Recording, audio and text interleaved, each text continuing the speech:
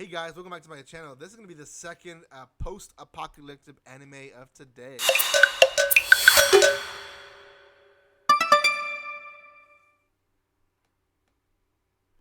Welcome back. This is going to be on Gibiate, a Crunchyroll original that's airing in Crunchyroll. It's also Webtoon, so I guess Webtoon and Crunchyroll are teaming up again for another one. And it's a series that I think was not hyped up a lot like the other one. Was it the God of High School or something like that? And I kind of know why, but before I say anything else, a few things. If you have not done so by now, make sure you subscribe to my channel. There is a giveaway happening for everyone and anyone who wants to be part of it. You just have to be subscribed and follow other instructions on the video. So go check that out. It is open again right now. Also, if you have not seen the rest of my first impression videos, go check them out.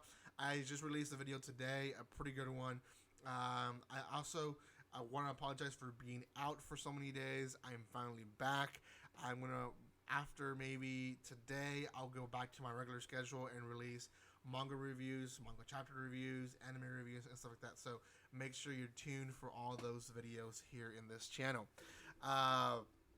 Thank you again for your love and support. If you want to be part of the Discord, it is open. And lastly, there is a spoiler alert for this first episode because I will talk about it in some detail. Okay, so this anime was kind of all over the place.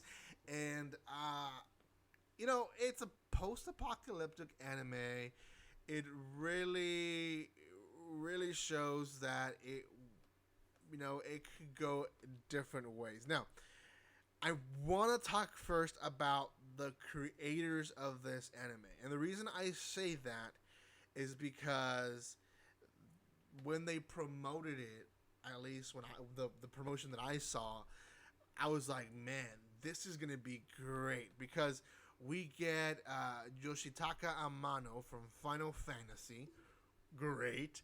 We get Naoki Serizawa from Biohazard, as well as from the Resident Evil series, which for me is like up there, and I'm like, great.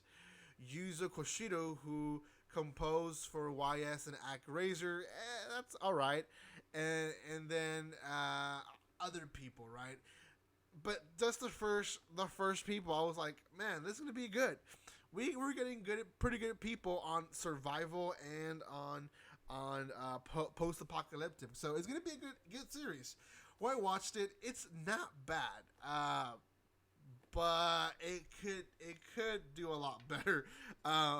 We basically learn of this guy called Sensui, and Sensui is from the Edo era, and he is being exiled for whatever reason. He's being exiled with another friend of his, or not friend of his, with another guy. And during his exile time, they go through a very bad storm, and essentially they're washed up into now what is current Tokyo, and this is post-apocalyptic current Tokyo. While they're walking around, they find this man who transforms into a monster, and as we can just describe it from the point that we see it at this point. Later on, we learn that these are called Gibiate monsters. Big whoop. Anyways, he is protected by a girl, Caitlin, who shows up and defends him and his other companion guy, who I think is not going to be so important. I feel like he's going to die in the next episode, but I'm not really sure. Anyways, he's defended. They're saved. Caitlin is with a older man who he's driving, and she takes some type of sample from the dead corpse, and then they ride. Now, through their ride, they find out that they're from the Edo era, and they're excited. Now, they seem surprised that they're from the past. So when they arrive in the camp and people are not really surprised when she says they're from the Edo era, I was kind of confused. So I wasn't really sure if it's a post-apocalyptic time where it's normal for people to come from the past or if it's not, because some people were surprised, some people were not surprised. So I was very confused on all that. But anyways, basically arriving in the camp, they basically explain what is the entire, uh, you know, living situation. They're in this camp, they live there, they work from there, and they're investigating these Gabia monsters. Now, these Gabia monsters are created from humans. They do explain that many years ago, these weird monsters showed up, and when they inject, I guess, their venom into you. It takes about, I believe, say 3 to 5 hours for you to turn, and then you turn, and essentially, all you want to do is reproduce, reproduce, reproduce.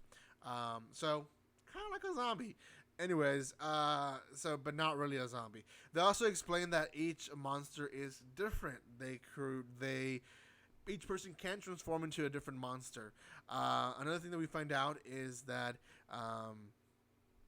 they they essentially are trying to figure out if it's even worth the while investigating and all this. And there's a lot of drama that is unnecessary from the doctors.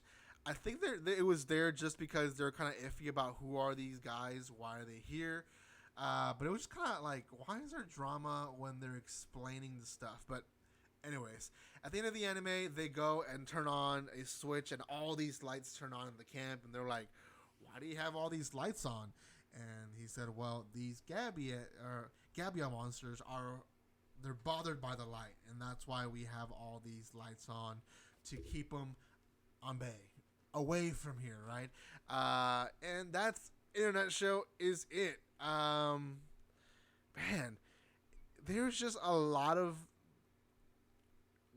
character development that needed to happen and didn't happen in the first episode, and I hope it does happen eventually, but we just didn't get enough. Like, Caitlyn was all over Sensui at one point at the end of the episode, and she acted like if they were boyfriend and girlfriend, and she was so happy to know that he wasn't infected and all this other stuff. And you wonder, like, when did this all happen? Like, this whole lovey-dovey of her with this guy. Sensui is not questioning anything. He's a person from the past. And I understand that he saw, like, the car and he saw all these new things that he'd never seen in his life. But he also was raised in an empire that you weren't allowed to leave. So you can at least question, maybe this is just a different land that I'm in, and they do things differently here and stuff like that. He just accepts the whole fact that he's from the past and they are basically from the future. And it's just kind of weird. Like, the whole future and past thing was, I feel, unnecessary. They could have created this character from somewhere else, from current time, but they really wanted to use a samurai, I guess, as their main character, and they went with this idea of, oh yeah, he was taken by a storm and he ended up here. Now, I wonder if that's gonna be like a big reveal at the end of the anime, like, this is why they're from the past. But I don't know. It reminded me of, oh gosh, what series was that? Was it Uni something, or was it Island?